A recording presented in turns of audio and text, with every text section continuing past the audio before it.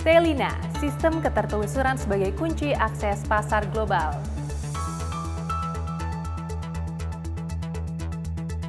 Bersama negara mitra, Indonesia perkuat kerjasama sektor kelautan dan perikanan.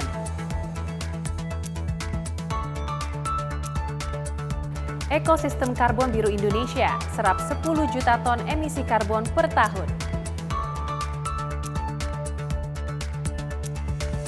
KKP tindak tegas pelanggaran di pulau-pulau kecil dan illegal fishing.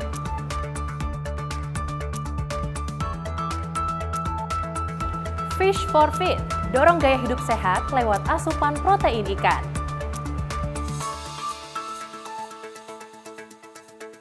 Ocean Impact Summit 2026, transformasi dunia melalui ekonomi biru. Halo Sobat Bahari, setuju nggak nih kalau bulan April menjadi bulan spesial bagi kaum perempuan? Bertepatan dengan peringatan Hari Kartini, peran perempuan sekarang tidak hanya sebagai pilar keluarga, tetapi juga sebagai penerang di berbagai bidang kehidupan, khususnya di sektor kelautan dan perikanan. Tentunya, kita juga mengucapkan Selamat Hari Kartini untuk semua perempuan Indonesia, dan juga terkhusus untuk perempuan cantik di samping saya. Selamat Hari Kartini, Aifel. Selamat Hari Kartini, Novita. Wah, so gorgeous dengan balutan kebaya kayak gini ya. Nah, menurut kamu, Kartini zaman sekarang tuh artinya apa sih? Kartini masa kini itu perempuan tanpa batas, yang bisa jadi apa aja. Bahkan banyak loh, Sri Kandi Samudra, nelayan perempuan, pembudidaya perempuan, sampai pelaku UMKM produk perikanan. Ini jadi bukti besarnya ombak nggak jadi penghalang perempuan untuk tetap berkarya. Setuju banget. Kayak kita sekarang ini ya, Novita. Terus semangat berkarya menyajikan informasi terupdate seputar sektor kelautan dan perikanan untuk sahabat Bahari. Bersama saya Aifelia Azahra. Dan saya Novita Dewi dari Ballroom Kementerian Kelautan dan Perikanan Republik Indonesia. Inilah KKP News selengkapnya.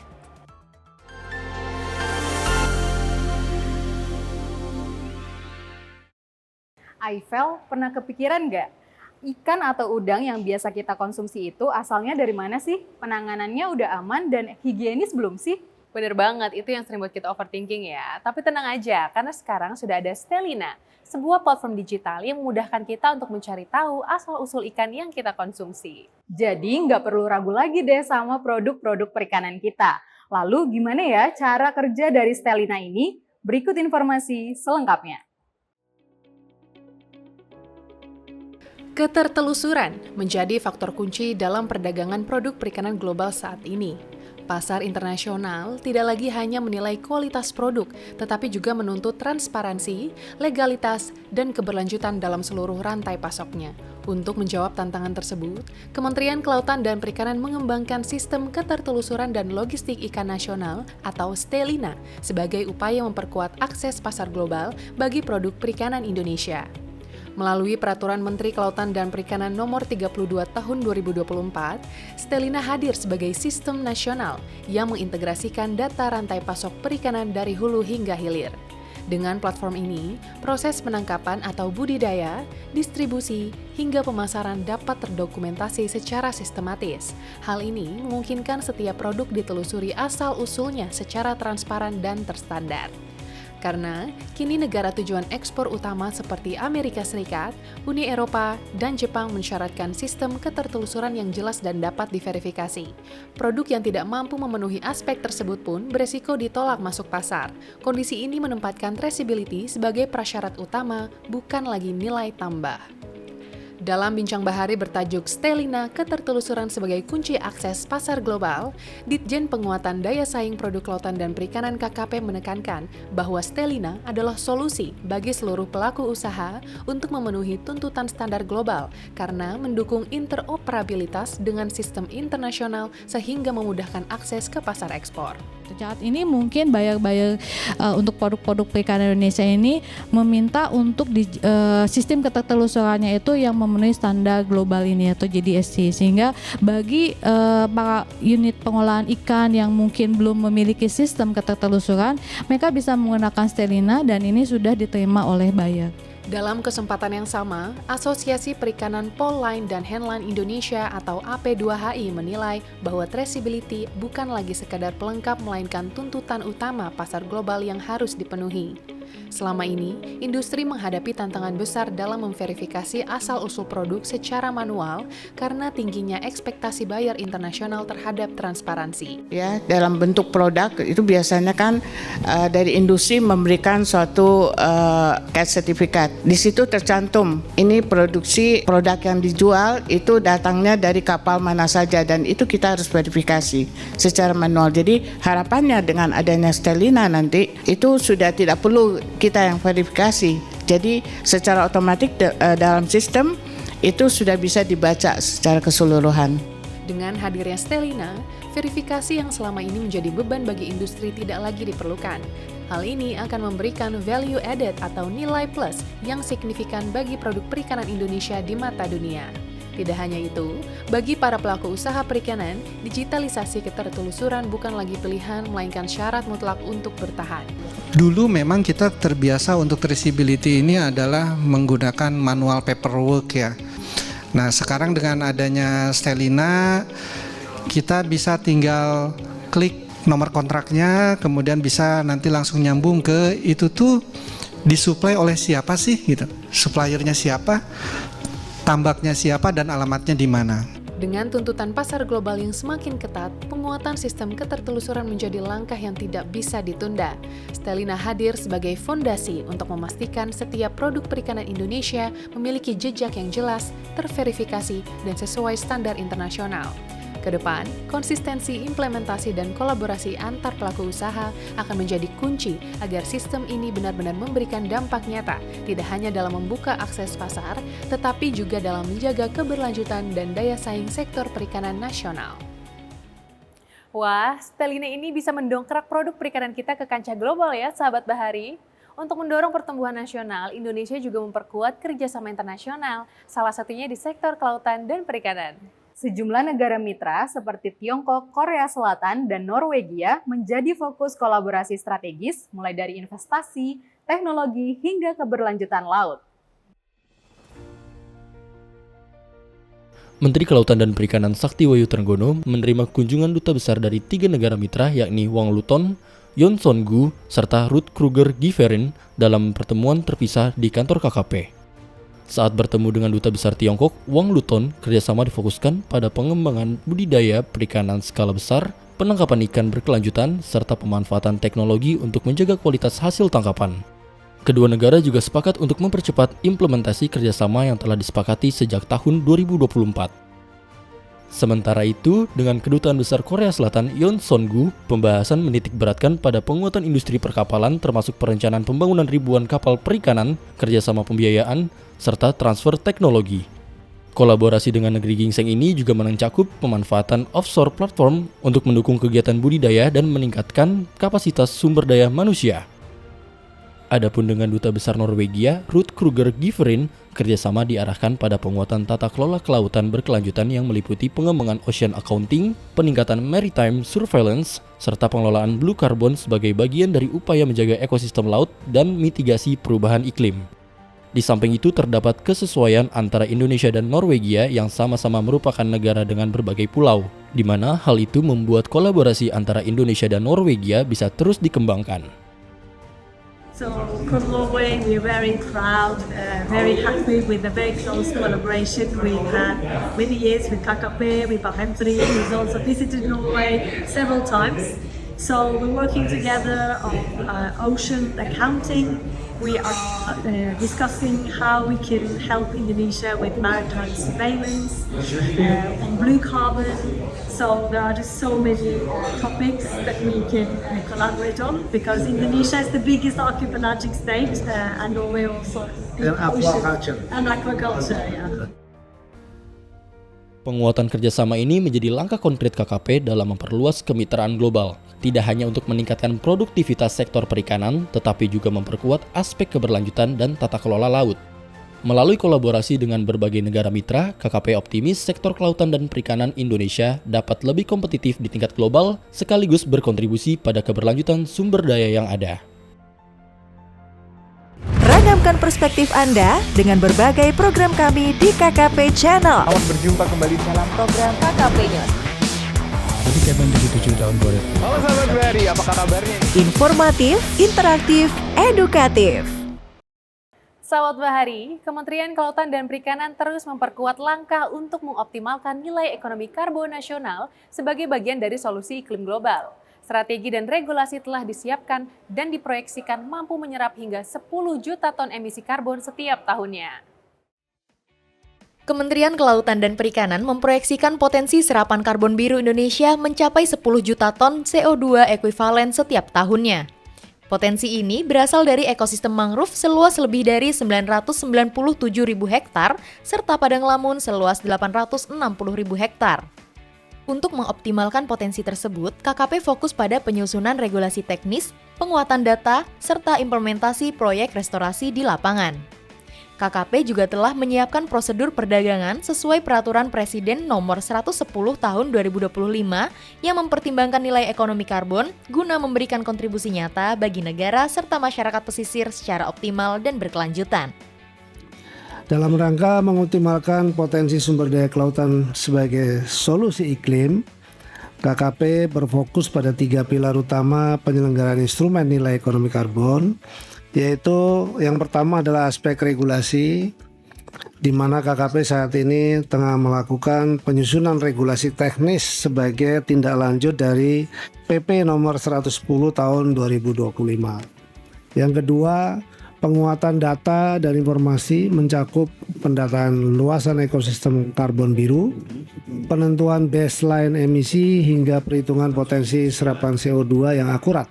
Dan ketiga, pipeline project sebagai implementasi nyata di lapangan melalui pilot project restorasi karbon biru dan program pengurangan emisi pada sektor perikanan. Dalam implementasinya, KKP bersinergi dengan Kementerian Lingkungan Hidup untuk mengembangkan sistem registri unit karbon atau SRUK. Setiap aksi mitigasi wajib memiliki persetujuan kesesuaian kegiatan pemanfaatan ruang laut atau PKKPRL sebagai prasyarat utama legalitas lokasi proyek. Hal ini dilakukan untuk menjamin kedaulatan data serta mencegah klaim ganda atas karbon biru Indonesia. Dengan tata kelola yang transparan dan terintegrasi, sektor kelautan diproyeksikan menjadi pilar utama dalam pencapaian target penurunan emisi nasional atau NDC tanpa mengorbankan kedaulatan negara. Aifel, karena ini spesial Hari Kartini, kita nggak bisa lewatin untuk bahas para Kartini masa kini nih. Gak cuma sukses menjadi wanita karir, Kartini masa kini juga lebih sadar untuk menjaga kesehatan dengan berolahraga. Sekarang, banyak perempuan yang menekuni hobi olahraga seperti lari, bahkan angkat beban, seperti di kompetisi hybrid Fish for Fit. Pemenangnya juga ada dari kalangan perempuan loh, padahal di kompetisi ini nggak cuma adu kekuatan aja, tapi juga mental dan strategi. Olahraga menjadi salah satu gaya hidup yang ditekuni oleh masyarakat. Kesadaran masyarakat untuk menjaga gaya hidup sehat semakin luas dengan berkembangnya berbagai olahraga saat ini.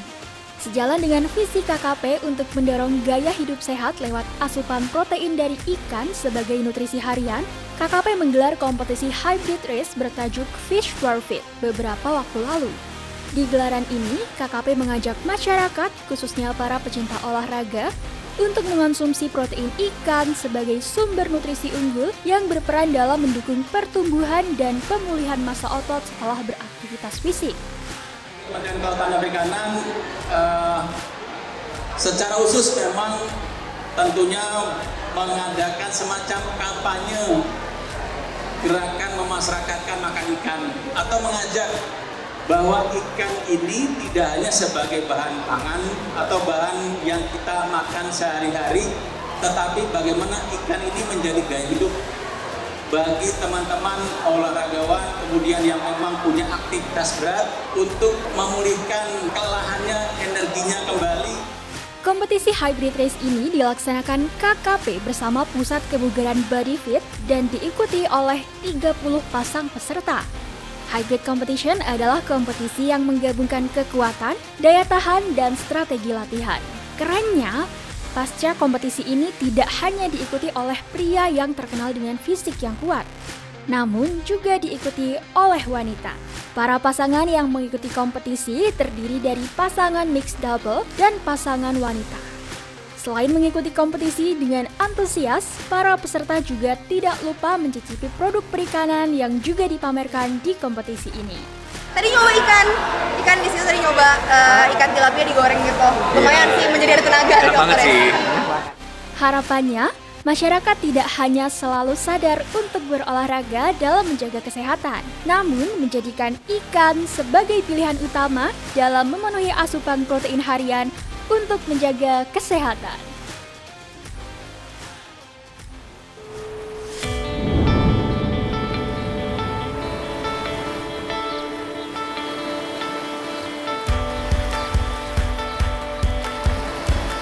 Ada sebuah cerita tentang mereka yang menggantungkan hidup pada embun laut dan angin malam. Jala yang menjalar di antara cakrawala biru dalam tarian yang tak pernah padam dengan pelukan alam. Ada sebuah cerita tentang mereka yang bangkit dari keterpurukan, menerobos ketidakpercayaan untuk menembus kemajuan. Karena mereka sadar bahwa mereka berharga. Tak henti mengasah kreativitas, bersatu menciptakan inovasi, membangun rasa percaya akan masa depan, suarakan harapan dalam semangat kebersamaan, bergerak menuju kesejahteraan. Semua terekam di Neptune TV. Kuat di otot udah, kalau kuat jaga sumber daya laut kita, udah belum ya? Tenang aja sahabat Bahari, tindakan tegas terhadap pelanggaran di pulau-pulau kecil dan penangkapan kapal ikan asing ilegal terus dilakukan untuk memastikan pemanfaatan ruang laut sesuai aturan dan berkelanjutan. Berikut liputan selengkapnya. Dalam pengawasan di wilayah pulau kecil, Direktorat Jenderal PSDKP melakukan penyegelan terhadap pembangunan resort oleh PT SDR di Pulau Maratua pada 10 April 2026. Pulau seluas 22,94 km persegi ini merupakan pulau kecil terluar yang memiliki nilai strategis. Namun kegiatan dilakukan tanpa dokumen persetujuan kesesuaian kegiatan pemanfaatan ruang laut atau PKK-PRL. Selain itu, penertiban juga dilakukan di Pulau Umang, Pandeglang, Banten pada 14 April 2026. KKP menegaskan bahwa pulau di Indonesia tidak dapat diperjualbelikan dan pemanfaatannya diatur secara ketat oleh negara. Dalam rangka menjaga kelautan, pengelolaan sumber daya kelautan perikanan serius. Kita tidak pandang bulu. Kita tidak toleransi terhadap pelanggaran-pelanggaran, apalagi pulau-pulau kecil di situ. Negara punya aturan di sini, di mana namanya pulau kecil itu dalam hal pengelolaannya tidak bisa semena-mena, tidak mentang-mentang punya uang bisa membangun. Ada perizinan yang harus dilalui oleh para pelaku tersebut. Di sisi lain, pengawasan di laut menunjukkan hasil signifikan. KKP berhasil mengamankan 3 kapal ikan asing berbendera Malaysia di WPPNRI 71. 2 kapal diamankan oleh kapal pengawas Barakuda 01 dan 1 kapal oleh Hiu 01. Seluruh kapal terbukti menangkap ikan tanpa izin serta menggunakan alat tangkap terlarang jenis trawl. Atas penindakan ini, KKP berhasil menyelamatkan potensi kerugian negara sebesar 20,2 miliar rupiah.